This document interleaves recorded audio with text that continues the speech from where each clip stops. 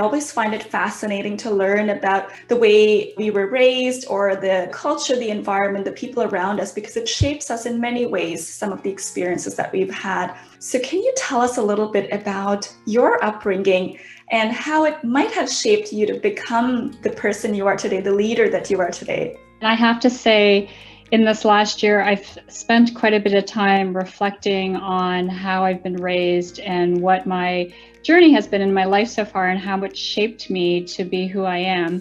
And I would have had a very different answer for you, a much more superficial answer a year ago.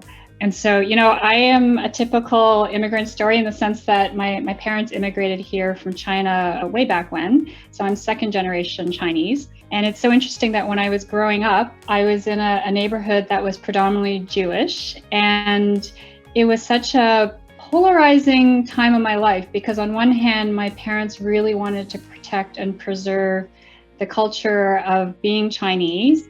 And on the other hand, wanting to assimilate into the North American culture. And it was such a formative experience. I hadn't even appreciated it until the last few months that I've been thinking about it. And so in a way, like a lot of the attributes that I think are my strengths, I can totally pinpoint to my childhood. And so, the concept of working really hard, I saw my parents do that intensely.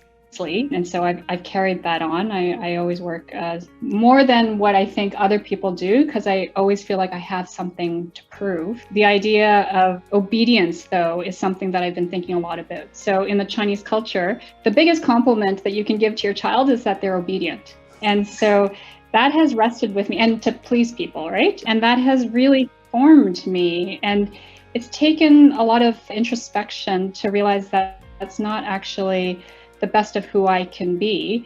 Being obedient, you want to be able to fit in and you want to be able to comply with things, but that compliance and that acceptance actually has been a detriment for me in my professional career as well as personally. And having that recognition of tying it back to what I've been raised with versus what I need to be in my adulthood and as a professional executive has been somewhat eye-opening for me. And it caused me to create a self-awareness around authenticity and how can I project myself in the most authentic way and not be the one that just accepts things and is obedient. And so it's so interesting how the strengths and weaknesses that I have seen in myself has really emerged from how I've been raised as a Chinese Canadian child.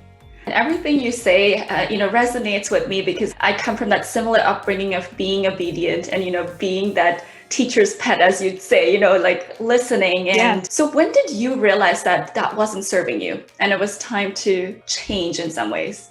It's been in the last couple of years that I have felt more comfortable in my own skin. And so I've complied a lot. And I think about all the things I've done to try and fit into the culture. And, even things that I'll say when I was growing up, I didn't even recognize were racism, but it was. And so, being teased of having Chinese eyes and people teasing me and showing slanted eyes, I just accepted it because I was told, fit in with the culture and accept things. And so that was very much entrenched in me. And I didn't even realize it's wrong to think that way. And it's not until the last few years that I've realized, why should I feel less than? I am not less than. I've worked really hard. And so it's really why a lot of my work in EDI and trying to create equity and seeing the things that have happened in the world, it's all of the folks that feel like they're less than that really we need to change and create equity and have everyone feel like they are all that they can be and that they can be their authentic self in their work environment and in their personal life. I think about all the times I've tried to conform to a North American culture. And I used to be embarrassed when I was a child, hiding my Chinese culture.